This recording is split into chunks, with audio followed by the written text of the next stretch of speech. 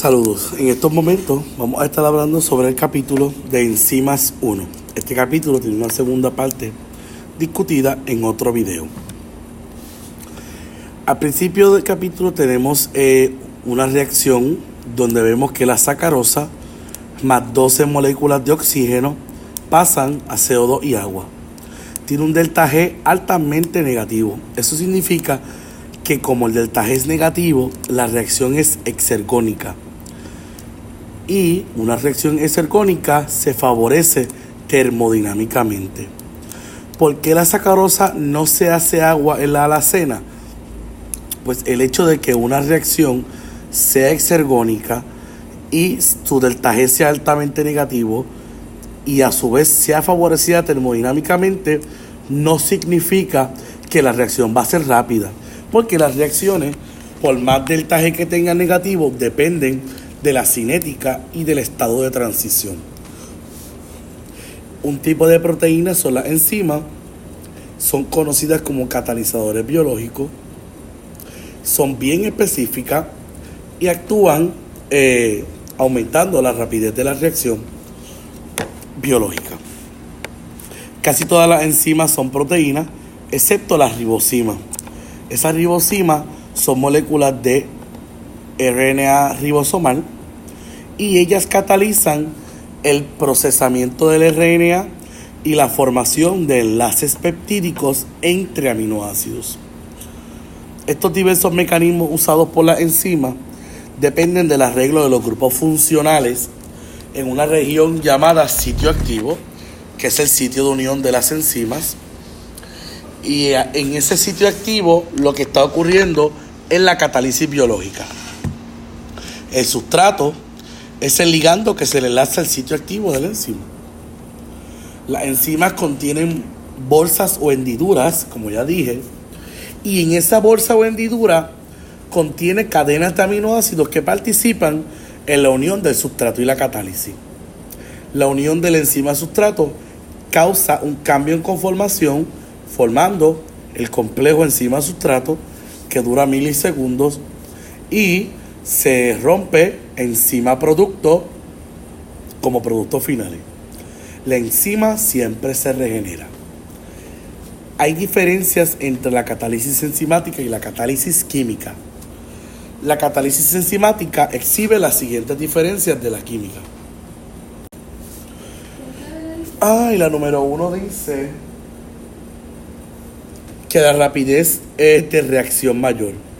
La catálisis enzimática usualmente es de 10 a la 6 a 10 a la 12 veces mayor que la reacción no catalizada y como 2 órdenes de magnitud mayor que la reacción químicamente catalizada.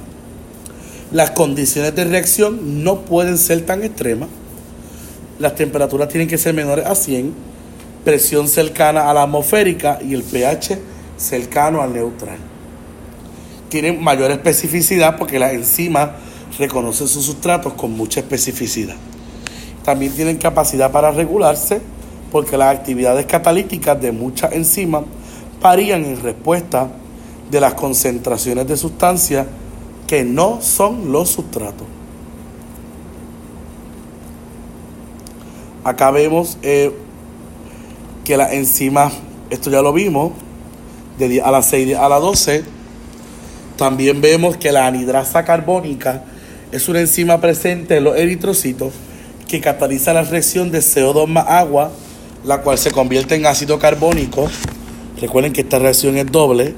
CO2 más agua se convierte en ácido carbónico y el ácido carbónico, en presencia de la anhidrasa carbónica, se descompone en H positivo más el ion bicarbonato.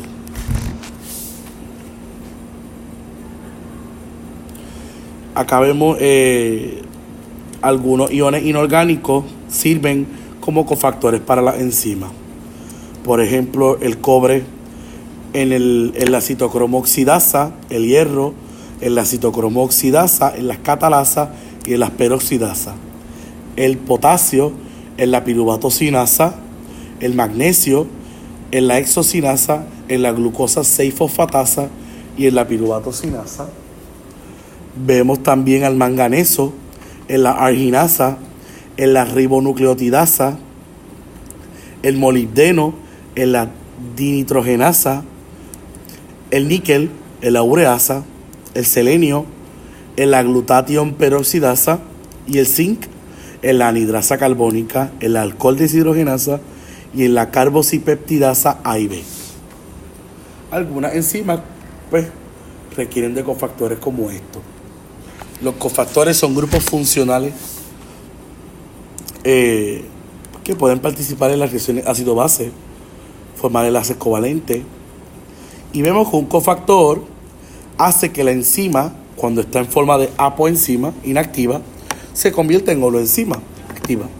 Y los cofactores se dividen en metales iónicos y en coenzimas. Estos metales iónicos son los presentados ya anteriormente, y las coenzimas, como son orgánicas, se dividen en dos: en grupos prostéticos o en cosustratos.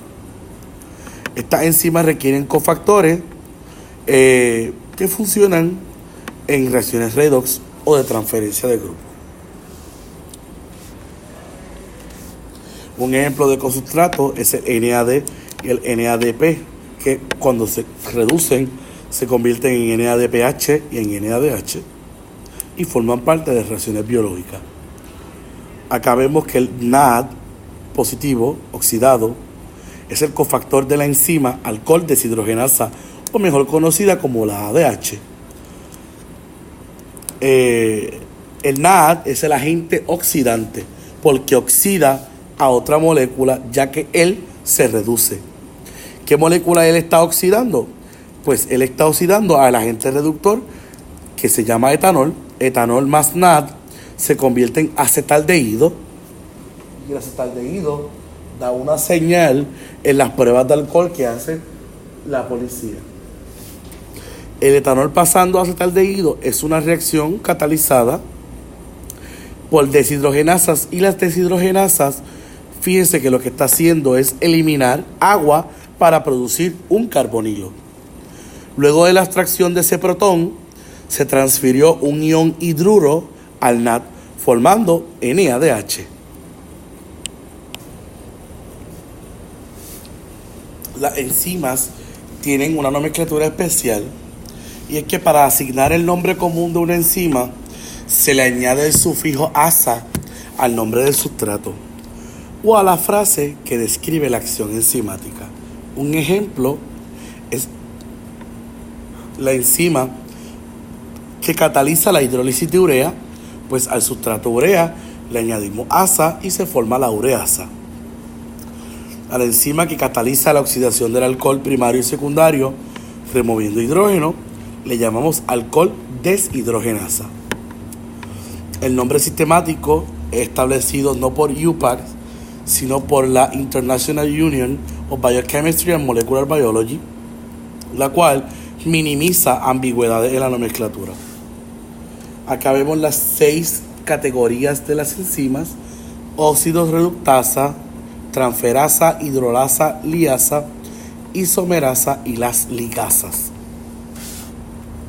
La primera enzima que vamos a hablar son las óxido reductasas. Lactato con el NAD positivo y la enzima lactato deshidrogenasa se convierte en piruvato. Fíjense que lo único que hicimos fue quitarle el hidrógeno, estos dos hidrógenos de acá, se los quitamos, se los añadimos al NAD y se convirtió en piruvato. Más bien oxidó y alguien se redujo. En este tipo de reacciones se requieren coenzimas como NAD, NADP y FAT, que es una flavoproteína. Acá tenemos la próxima, son las transferasas. Ellas transfieren contenido con carbono, nitrógeno o fósforo. Vemos que el aminoácido serina lo que está haciendo es transfiriendo un CH2 a tetrahidrofolato, THF, y la enzima se llama serin hidroximetiltransferasa. En este tipo de cosas, la serina o los aminoácidos se interconvierten entre otros aminoácidos o a monosacáridos. La hidrolasa lo que hace es cortar enlaces mediante la adición de agua, convierte polímeros en monómeros. La liasa rompen enlaces carbono-carbono, carbono-azufre, carbono-nitrógeno por vías distintas a la hidrólisis. Por ejemplo, la piruvato carboxilasa rompe a piruvato en acetaldehído. La isomerasa lo que están haciendo es convirtiendo un compuesto en otro mismo, teniendo la misma cantidad de átomos. La ligasa unen, como por ejemplo, cuando el piruvato pasa a oxaloacetato, lo que se le está añadiendo es un CO2. Y este tipo de reacción siempre se va a llevar a cabo en medios catalizados por enzima, y tengo el diagrama de potencial de reacción, donde en el estado más alto de ese diagrama se encuentra el estado de transición, y ese estado de transición tiene una teoría la cual ayuda a explicar cómo las enzimas catalizan reacciones. Este modelo que establece que la energía de activación es necesaria para debilitar los enlaces en los reactivos para que lleguen al estado de transición. O sea que yo necesito que, si yo tengo el diagrama de potencial de reacción y tengo esta energía de activación que está de aquí a aquí, yo necesito que esa energía sí exista para que mis reactivos se debiliten y lleguen al estado de transición. Pues ese estado de transición también se le llama complejo activado, y es una especie química extremadamente inestable, tiene mucha energía potencial, formado en un choque efectivo entre reactivos para poder convertirse en producto. En este estado de transición, los enlaces están parcialmente formados y hay enlaces parcialmente rotos. Acá tenemos un diagrama que nos ayuda a ver esto. Vemos que hay una línea entrecortada, y esa línea entrecortada me está dividiendo los reactivos de los productos, y vemos que la energía disminuyó. Por eso es que decimos que es espontánea y es ergónica. Acá vemos también que en el estado de transición ese símbolo significa que las cosas son parciales, y como el diagrama es solo así, la reacción es en un solo paso. En la próxima imagen tenemos que las fuerzas no covalentes que están envueltas en la especificidad de la enzima sustrato son la hidrofóbica, la dipolo-dipolo y la dispersión, el puente de hidrógeno y las interacciones electrostáticas. Vemos que cuando el sustrato se pega a la enzima, tengo dos formas. Tengo la llave de cejadura o tengo el encaje inducido, porque las moléculas con diferentes formas o distribución de grupos funcionales no se enlazan eficientemente a la enzima.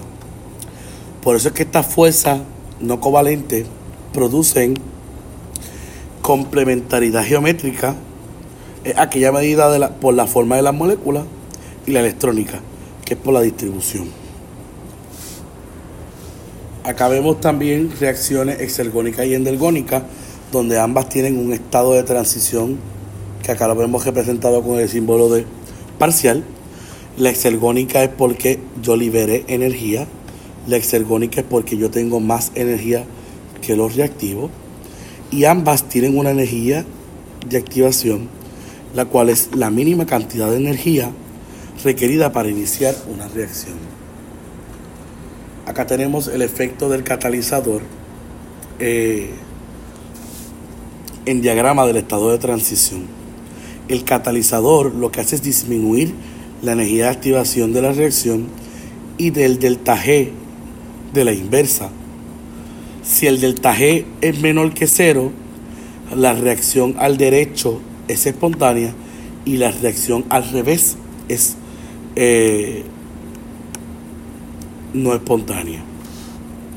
El catalizador no puede alterar el delta G ni el delta H de la reacción, solamente disminuir el estado de transición.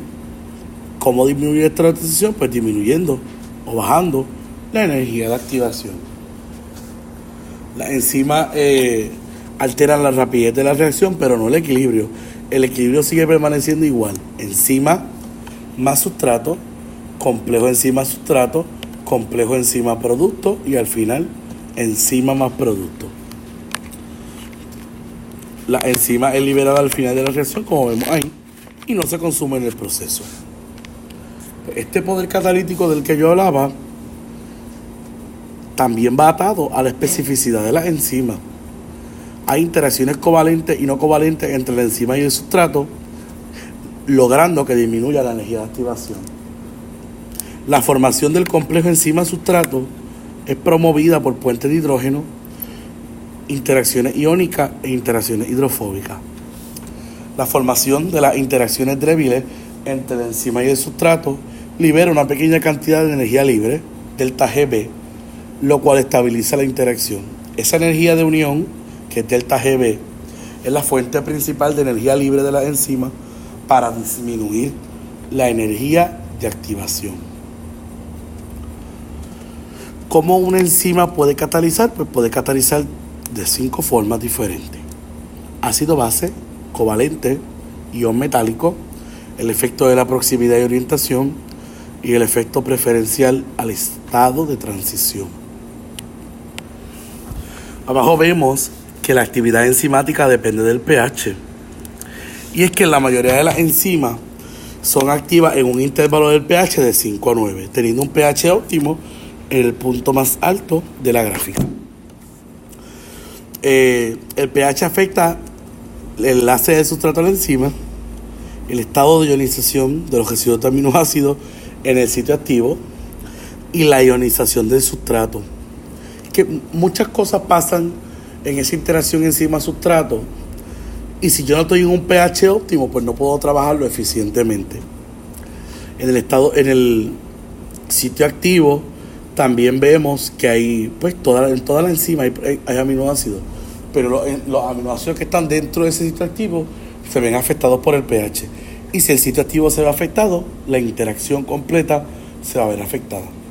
Hay aminoácidos específicos en esta catálisis ácido-base, y es el aspartato, el glutamato, la histidina, la cisteína, la tirosina y la lisina.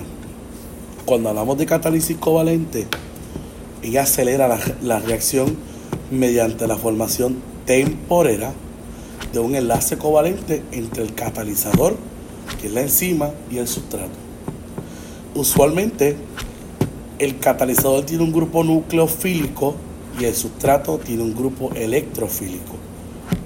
Fíjense que los aminoácidos de la catálisis ácido-base son parte de la catálisis covalente, pero se añade serina. Y es que ya yo les había dicho que el grupo R de serina es CH2OH, y ese grupo H forma parte como nucleófilo de la reacción. En la catálisis del ion metálico vemos que estos iones metálicos pueden participar del proceso catalítico mediante 3 formas principales. La primera forma es cuando enlazan el sustrato para orientarlo de forma específica para la reacción. En la imagen también vemos que agua enlazada al ion metálico se vuelve más ácida. La segunda forma de ataque es cuando cambian el estado de oxidación mediante reacciones redox. Y por último, los iones metálicos estabilizan o apantallan cargas eléctricas negativas mediante las interacciones electrostáticas. Algunos de los iones que forman parte de esta catálisis es zinc, hierro 2, hierro 3, cobre, manganeso y cobalto.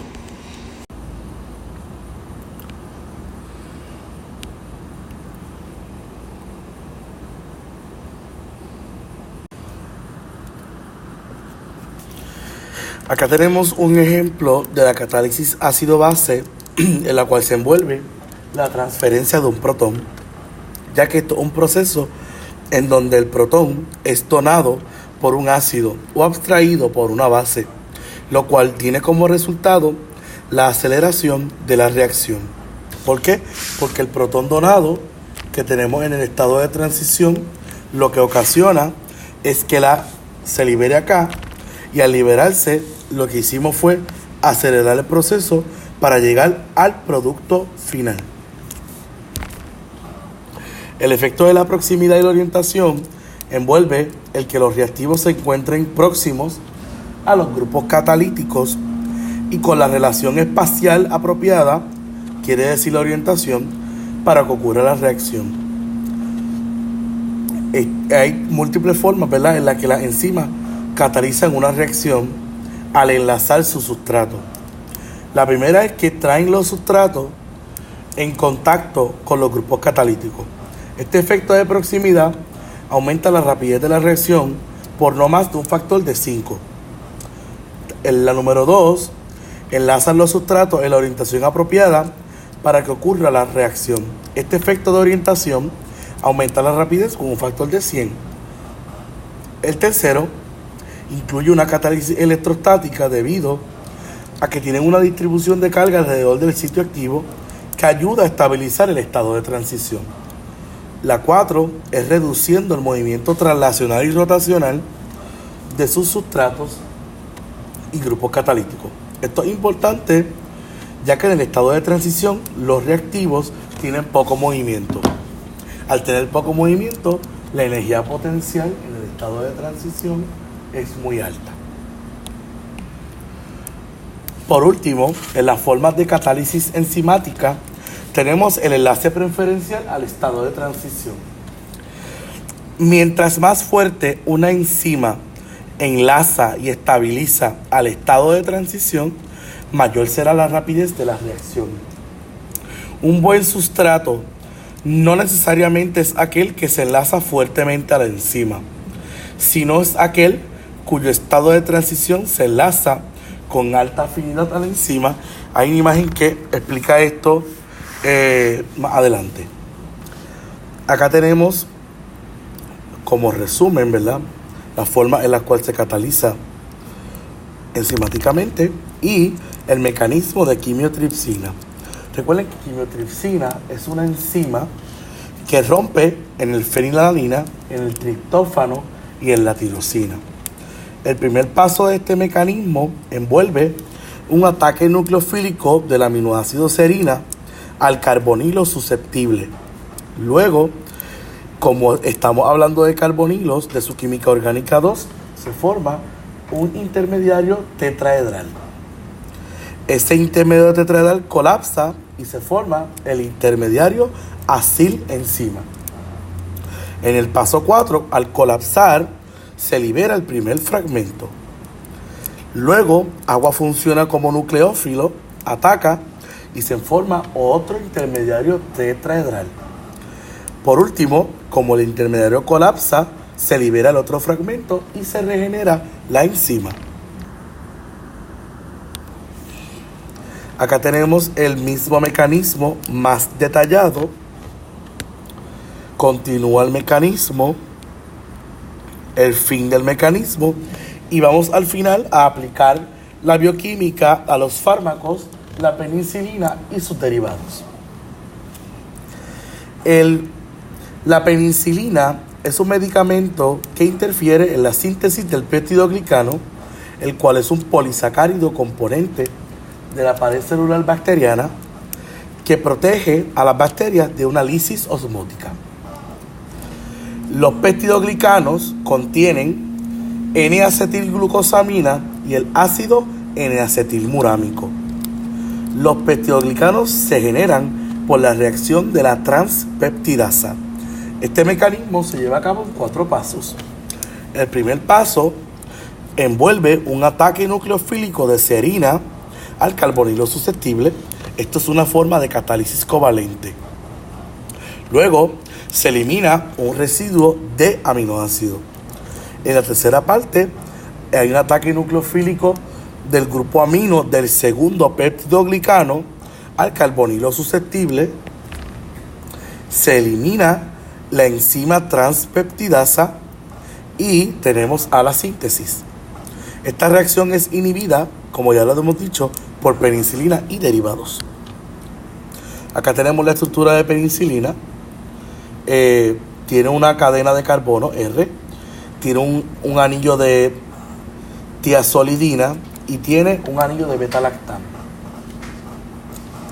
En este caso, vemos el mecanismo de acción donde serina ataca al carbono del carbonilo del anillo beta-lactámico y resulta en un producto así de enzima. Entonces tenemos inactivo y la bacteria sigue viva.